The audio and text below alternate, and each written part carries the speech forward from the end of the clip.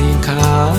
ဝေလာမပုံနာကြီးဘဝသာသနာပမှာဘဝတစ်လျှောက်လုံးသူပြုခဲ့မြတ်ဒါနများမှာ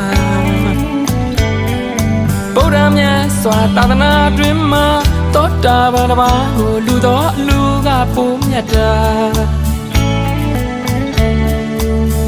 တက္ကရာကနာကယန္တာလူရရတဲ့ဒါနကျူသည်စင်ကဲသာစတရားပူကောင်းကျိုးတူပူမြတ်တာ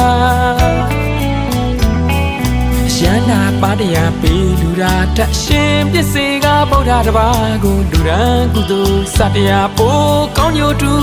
ပူမြတ်တာ